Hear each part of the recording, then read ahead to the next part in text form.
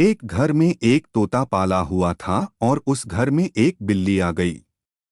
बिल्ली ने सोचा कि उसे तोते का शिकार करना चाहिए।